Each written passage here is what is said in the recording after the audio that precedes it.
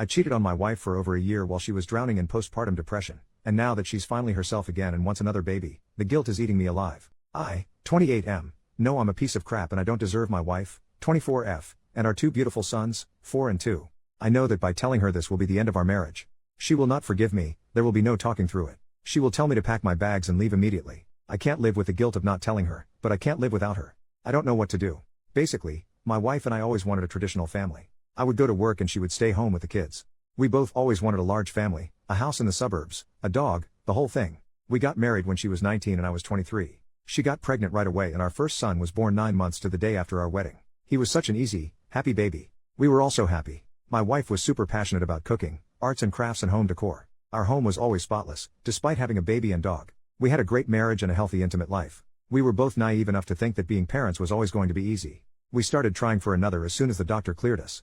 It took about 8 months for her to get pregnant, which stressed her out a lot because she got pregnant so easily with our first. This pregnancy was different. She had no energy. She gained a lot of weight and was unrecognizable. With our first son, she only had a small bump and you wouldn't have even known she was pregnant if you saw her from behind or if she was wearing an oversized shirt. With this pregnancy, she blew up like a balloon. Her face and feet were swollen.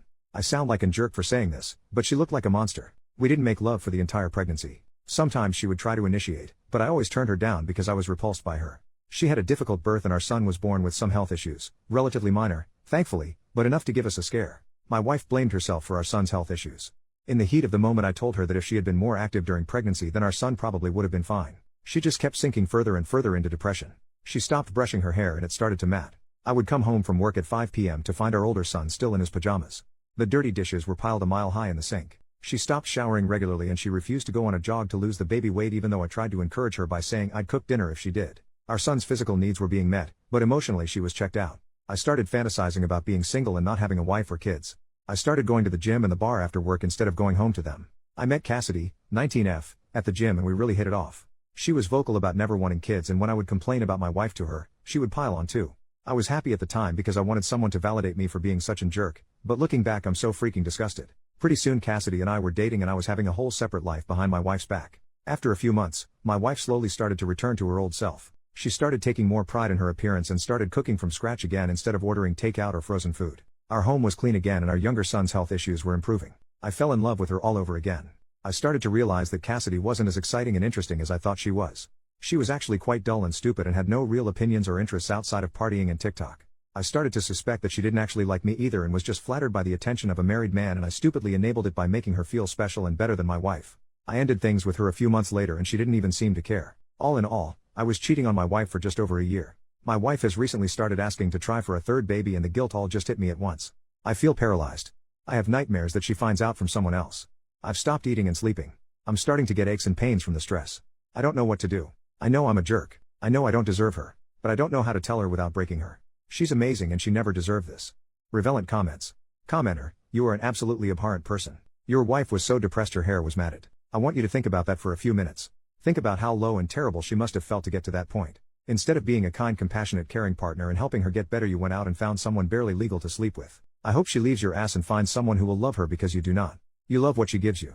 You love what she does for you. You do not love her. Commenter number 2, did you even try to get her help with the PPD? Good lord. If the guilt is eating you alive, tell her. Everything. All at once. No trickle truthing. No downplaying or minimizing. Apologize, commit to therapy, offer a post-nup, whatever you think would help her to get through the implosion. Then the ball is in her court, and it's her choice whether to kick you to the curb. Update, 3 days later, I really didn't expect the last post to blow up so much. I'm just going to post an update and then I'll probably delete this account. As per somebody's advice, I took the day off work, dropped our 2 sons off at their grandparents' house and sat my wife down. I came fully clean. I made no excuses, told her I didn't expect forgiveness and that she had every right to say or do whatever she wanted. She didn't respond for a while, but then very softly and quietly told me that she wanted me out of the house the next day and that we were done. She didn't scream or cry or show any emotion. I asked her if she wanted to say anything else and she said no.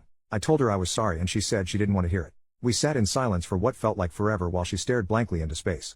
When our sons came home, seeing how expertly she was able to put on a brave face and not let them know anything was wrong broke my heart. It hit me like a ton of bricks that she was used to doing this, and it was all my fault. I slept in the guest room that night, but didn't get much sleep. The next morning, our older son asked me why mommy was crying again last night and said he wanted to cheer her up. My wife refuses to speak to me, look at me or acknowledge me in any way. I heard her on the phone to her best friend who lives in another country. She told her that she thought she had found a good one and that she was going to break the mold. Her grandfather walked out and left her grandma with nothing. Her dad walked out and left her mom with nothing.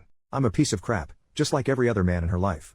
I left today and she didn't even look at me or say anything. She just continued watching TV and crocheting as if nothing was happening. I'm staying at my parents' house and they are disgusted with me too. My mom cried when I told her. They love my wife like their own daughter. I let everybody down. I deserve everything coming my way. Thanks for the advice and really awful comments towards me, I needed to hear them. Relevant comments. Commenter, you aren't sorry. You are reveling in being the worst person in the world. Your entire focus continues to be on yourself. Your entire post is about how her response made you feel. Nowhere do you state that you intend to make amends, a critical component of true contrition. The only remorse you seem to have is on bad this is making you feel. You made the utterly selfish choice of telling your wife to alleviate your guilt, not for her sake. Why weren't you willing to live with the guilt? Because, just like your decision to cheat, you were only thinking about yourself, what you wanted, and what felt good for you. Although your marriage is obviously over, or should be, if you wanted to begin to be a decent person, you'd be focused on how to make amends, how to make the situation easier on your ex-wife, and most importantly, how to ease the transition into a broken home for your children. How good of you to run away to your parents and leave all the hard work for your wife.